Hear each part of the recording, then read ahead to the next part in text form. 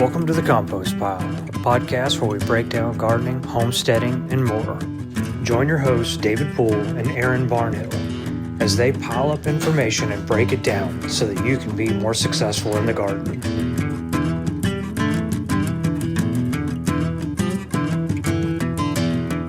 Hey guys, welcome back to the Compost Pile.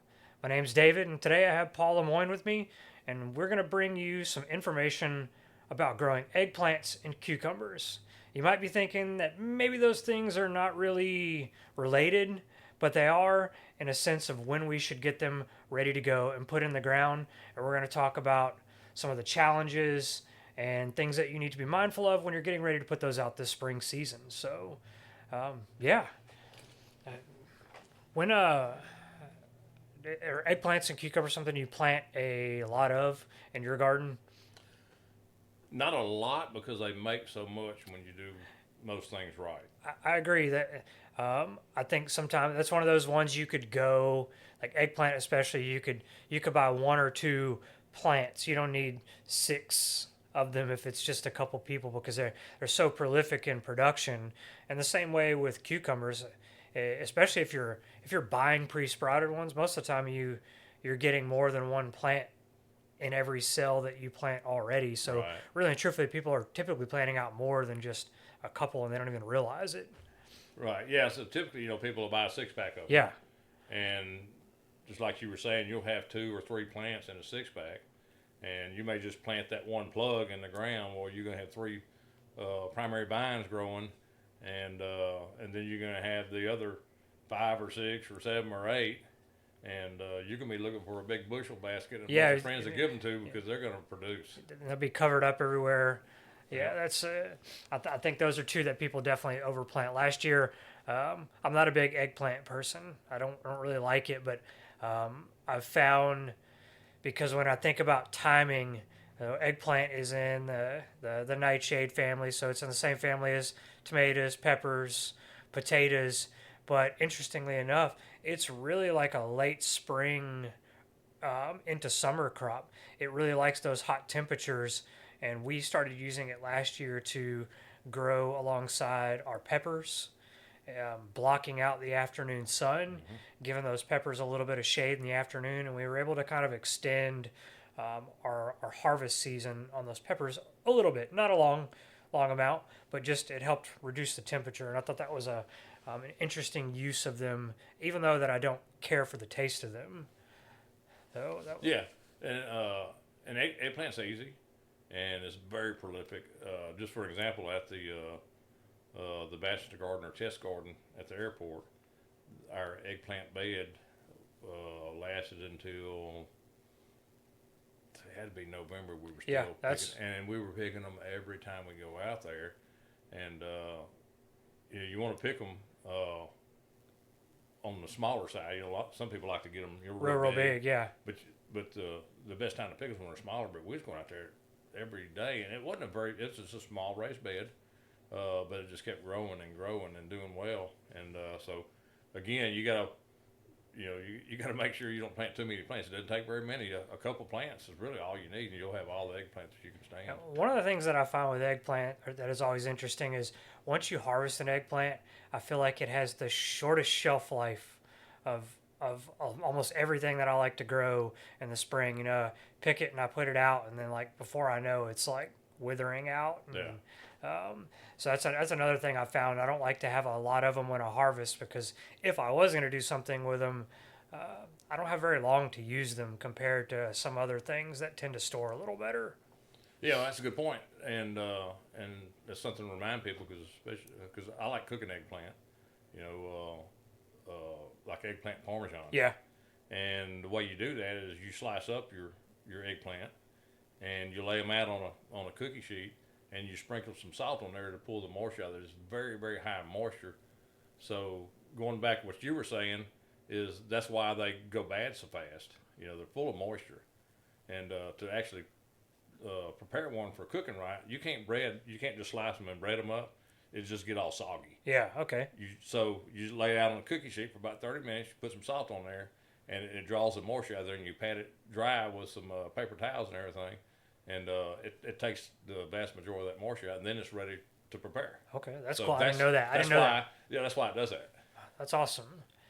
I think, like, when I think about growing eggplant, truthfully, I'd rate it as probably one of the easiest plants to grow, as far as care goes. Outside of like thinking of it like a tomato or a pepper, and knowing that if I want to plant them out like in that beginning of April, maybe when the temperatures are warming up a little bit, and also uh, I find that they're really susceptible to wind. They don't, when we pull them off the truck, the plant trucks, and we get them in, they will wilt Yeah. from the time we get them off the truck, and we'll bring them in the warehouse because typically March is really, really windy, and those young plants, it dries the soil out really fast. They just tend to get real droopy, and they get really, really stressed. But outside of getting them started and knowing that I've got to start them like in that 6 to 8 week window to get them to a good size, I find that once I get them started, there's really not much of any issues that I have. I don't really deal with pests because it thrives in the heat. Loves the heat. I Loves don't the really, humidity. I don't find that they get blight or any of the common like high humidity diseases that get on potatoes and tomatoes. So it's really, honestly, if you like eggplant, I think it's one of the easiest things that you could put out there, Yeah. and actually get something. You're going to get your monies out of it for sure. Oh, absolutely. You're absolutely right about that. It is one of the easiest ones to maintain, and it's a good point. Once you get them started, so if you're a seed planter and you want to plant them, then you got to start them indoors, Yep. and you want to up pot them into some bigger pots and get them to a healthy size before you harden them off to put them outside. Because if you're going to have problems with eggplant, it's going to be early on, and once they're outside and established, you don't have to look at them. I mean, it's, yeah, I mean, You got to harvest them. they're, I mean, because it grows so sizable. We had one this year. So a fiance at home, she's 6 foot tall.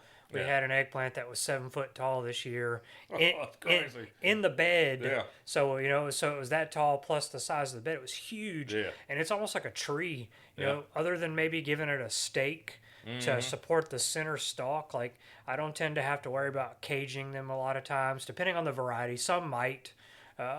But you could need support on them because eggplants do get pretty darn heavy, especially if they're producing a ton at once. Yeah, and that's the thing. Even if you're picking them when they're smaller, you can skip a couple, 2 or 3 days, and you'll end up some pretty big ones on there. And I'll typically use like a half of a tomato cage, like a short cage, because when they do get heavy, they will lean over. And I've had them fall over and stake them back up, and they were fine. But just to keep them upright, because that fruit does get heavy again because it's full of moisture. Right, yeah. It's very heavy. Yeah, I always think that's interesting. I know, thinking back, like a lot of these plants, they'll, if they do lean over, I mean, a lot of the stuff could technically grow just across the ground, especially in that nightshade family. Yeah. I've had tomatoes growing across the ground unintentionally. Peppers will grow just laid over perfectly fine. So it's a pretty resilient plant. Yep. I think cucumbers really are the one that people have the most trouble with. And I find, like right now, it's, the date of this recording, it's February 19th, and Still early. it's early, and people are asking for cucumber seedlings. And the two things that cucumber seedlings don't like are cool temperatures, which right now the nights are still pretty cool. You come out in the morning, you might still, depending on who you are, you might want a light jacket. They're not going to thrive in those cool temps. And they also, when they're really young, they don't like wind either. And you get them laid over really good, they get stressed and they don't want to like pop back up, I find a lot of times, and really just take off like they do. So I think timing is really important there. When do you find for you and in your space is the best time to put them out?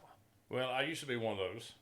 You get a week of warm weather, Yeah. and say, "Oh man, I'm gonna get those cucumbers out," and you get them going a little bit, and then you get those stressors coming in where you get temperatures below 60 degrees, and like I said, we're gonna have high winds in February and March especially, and a lot of times they're just not gonna survive.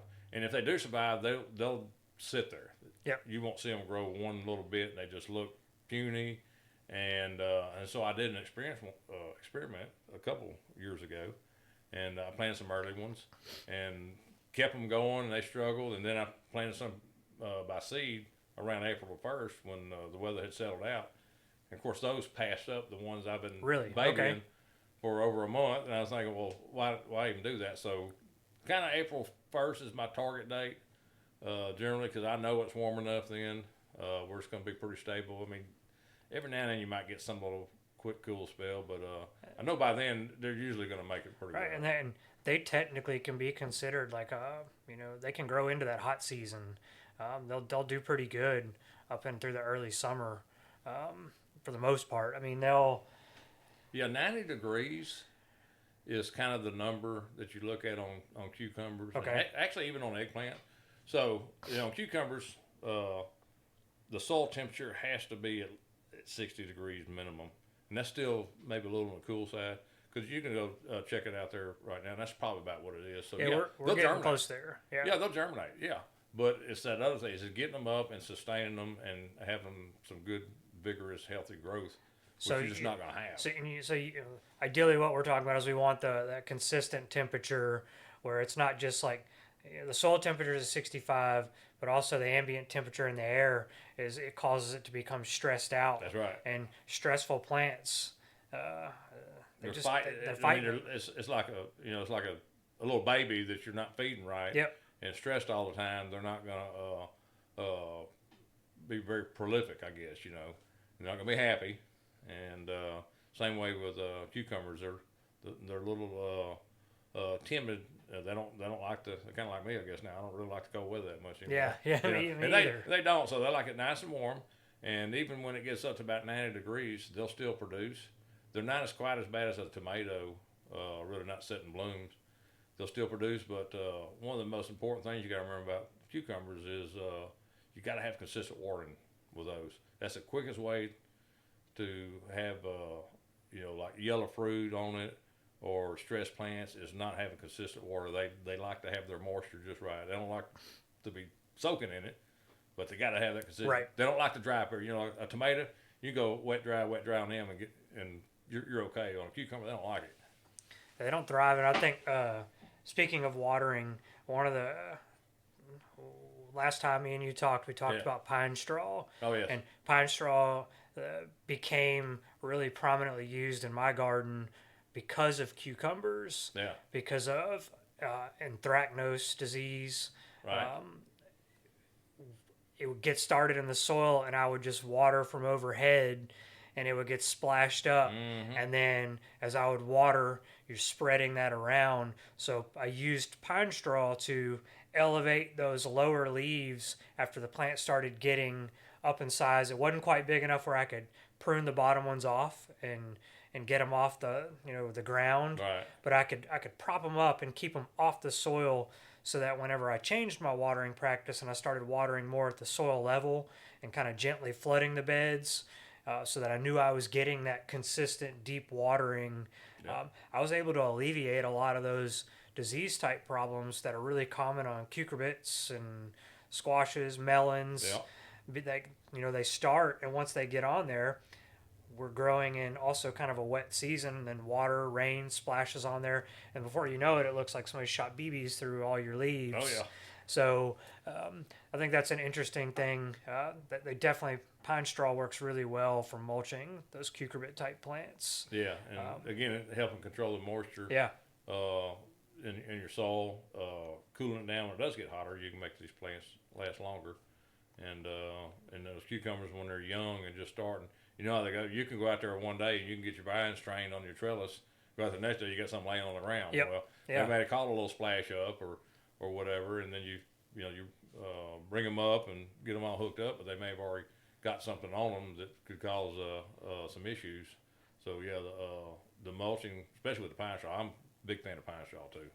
It's been. That stuff, yeah. I think it's done really, really well. Mm-hmm.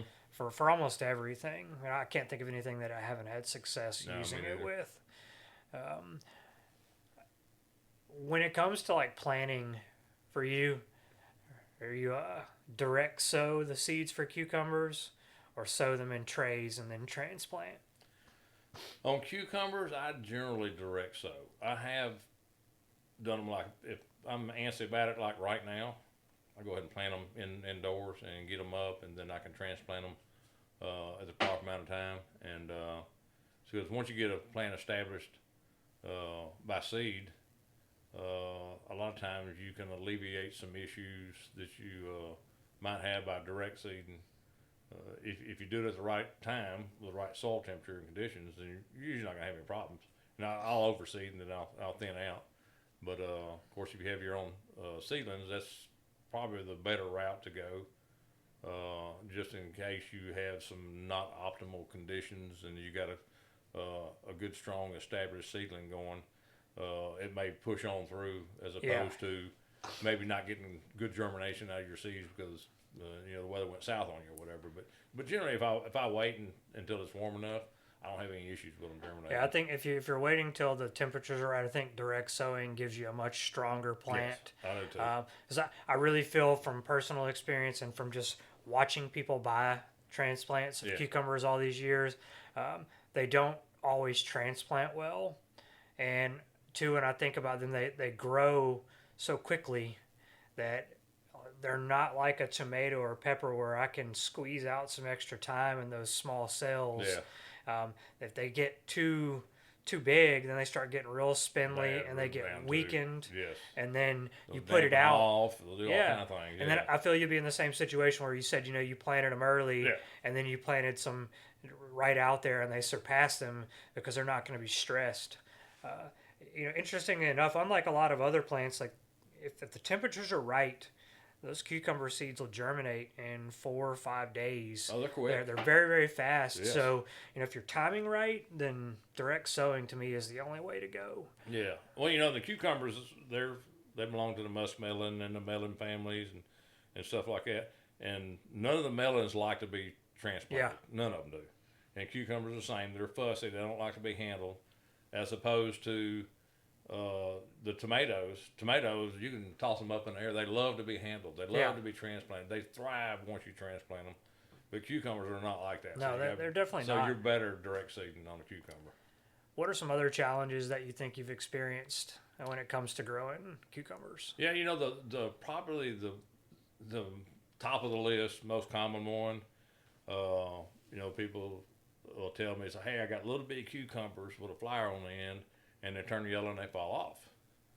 What am I doing wrong?" I said, "Well, that's 99.9%. That's a pollination problem because cucumbers they have a male and a female flower. Of course, they'll make a little bitty baby cucumber, and you'll see a flower on the end. That's going to be the female flower.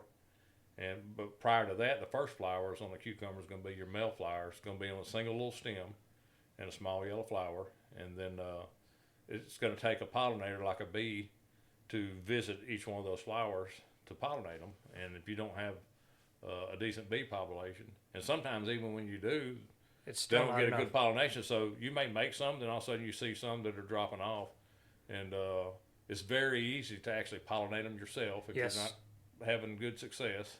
Only thing I can tell you, when you start doing that, you better get you a big basket and get ready to pick because they're going to be everywhere. They're going to be everywhere, and it's just basically getting a little paintbrush or a Q-tip and getting a little pollen off the male flower and just touching the female flower. You can also see the difference, like if you look at the stem typically of a male flower, it's typically going to be smaller, and a female flower is going to be on a thicker stem because it's going to, ideally eventually support more weight, and the plant kind of knows the difference. Right. I think a lot of that too, you'll find that sometimes in some seasons that the male flowers are usually, from my understanding, one of the first ones to actually come on the plant, and then female flowers will follow kind of shortly after. And sometimes you see plants that drop their male flowers before you have pollinators. Right. And then you ideally really only need one male flower. And one male flower could ideally support more than one plant. But I think it's really important to kind of know and see the difference so that whenever you're not getting fruit set, you can go out there and pollinate. Because I find that problem to be far more advanced and common in growing squash than I do cucumbers, but I definitely see people have issues with cucumbers. Yeah, And the that's same just thing. that seems to be just the biggest one. And one, I guess, second place, really close behind, is and a lot of times this is as our ambient temperature is getting in the mid to upper 80s or so. People say, well, I mean, I get cucumbers and they're turning yellow on me. That's going to be a water issue. Yep. Again, that's another 99 percentile thing because they love that to have a constant moisture. And if you let them start drying out and you have fruit on the vines like that, they're going to turn yellow and hard on you, and they're never going to get better. And what's important is you got to remove that fruit. It's not going to change. You got to remove that fruit off of there because if you don't, it's going to start killing your whole plant. Yeah, because it's still taking energy and Yes. resources away. Yeah, just get it off of there, and then you'll be fine. Just keep the water going to it, and when it gets really hot, another good practice is use a shade cloth. A 30% type shade cloth where you knock some of that hot sun off of it for a few hours of the day, and you can actually extend that cucumber harvest season a little bit longer. Yeah, another month or so. Yeah, it's a great option for shade cloth. Yeah. I always find like cucumbers, they're the plant. They're so prolific, but they're so good sometimes at camouflaging the fruit. Oh yeah. And you miss one. I always miss and them. You get one about this big out there. To me, I classify like picking cucumbers up there with okra. Yes. You got to have your timing right and picking them sometimes when they're a little bit younger, because if you let them stay on there too long, they when they get too big, sometimes I'll have them, they'll get kind of yellow on there. It's probably because they're not getting enough moisture because they've gotten so big. But another thing, if you cut open one that stayed on the vine too long, the first thing you'll notice is that the seeds are very, very large and far more prominent, because once it reaches a certain stage, it's just kind of like a plant that's flowering. It's in reproductive mode, so it's growing those seeds large with the intention of like that fruit dropping and those seeds being left behind. So you got to be really, really precise. Not precise, but you got to be paying attention and looking daily, because it's wild how you'll see something so small and then 2 days later it's like, double, and you're like, how? Did I miss that? Yeah, like how? Like, I do it all the time. It's like that wasn't the same one that I saw the other day, and it is. And you look on the end of one when they get at the very end of their maturity, I guess, where they're overly mature, they'll start looking like they're opening it up on the end, like the end of a fig or something. What it is, it's in the seed stage, like you're talking about. Yeah. But it's still draining resources from your plant, so you got to cut that thing off. Get it off there. Even though you say, "Well, I'm not going to eat that," well, take it off. And that way your plant will still thrive. So I find like that in cucumbers and eggplant, there's a lot of varieties, and there's many types. Cucumbers for sure. You see people I feel like there's 3 types of people that grow cucumbers. There's people that they want only pickling cucumbers. Right. Then there's the people that are like old school traditional. They just want the 8-inch slicing style. And then over the past 20 years, like the burpless cucumber, especially like the Japanese style ones, like the Tasty Green is the one that always does the best for us in the retail environment. Yeah. They'll get 18 inches long, but those tend to be the most popular overall. But I feel like each one attracts a different kind of person, and we see some people grow a couple different kinds, but yeah, there's some interesting varieties out there, because for instance, if you go to the grocery store and you buy a cucumber, well, it's going to be a thick skin variety. It's going to be your 8-inch long and inch and a half in diameter, and you got to peel it to eat it because the skin's so tough. Well, that's a market cucumber. Yep. That's not something that you would grow down here. You want a thin skin cucumber that you never have to peel, and so your burpless and your dashers and those like that, and you got the Texas pickling champion or something like that, and you can pickle any cucumber. Yeah, it. Of course, Yeah. Some of them they've been bred to grow a particular way. So if you're wanting like whole dill pickles, or you're making like spears, like a pickling cucumber would be easier. Whatever you want, and they're thin skin, and the burpless, of course, going to have it's going to be a lot better flavor, and it's not going to have that that bitter taste to it.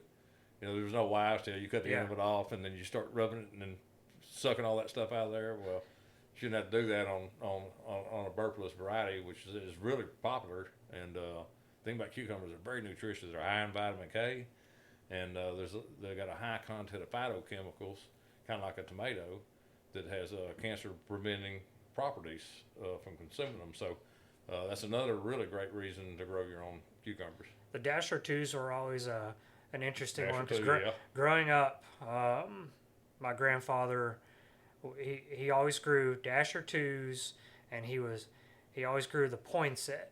Oh yeah, poinsettias. Yes, I grow poinsettias. Points, because for me, I always recommend poinsettias for customers who want a slicing cucumber, because to me they'll put a straight 8 to shame in production. Straight 8, I feel, is like the played out, old time of the poinsettia's so much more prolific. But the poinsettia's actually the pollinator that when you buy Dasher 2s, a lot of times you'll get like a percentage of cucumbers in there that are actually Dasher 2 seeds. So when you're planting them out, it's not uncommon to get different cucumbers in that set. And I always thought that was real interesting. That is cool, yeah. And I feel like maybe that's how he got onto those poinsettias, just because he was planting these here.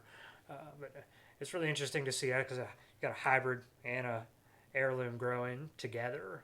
Well, I started planting poinsettias probably, maybe 2 years ago. I just happened upon them from some seeds I had acquired, and I said, man, I really like these things. My wife really liked them. Yeah. And they produce well. They're very tasty, easy to maintain. So that's what I plant now. That's a good one. Yep. The only other thing that I think I want to touch on, do you have any suggestions for people that may be growing cucumbers in like tight spaces, small spaces, that don't have a lot of room?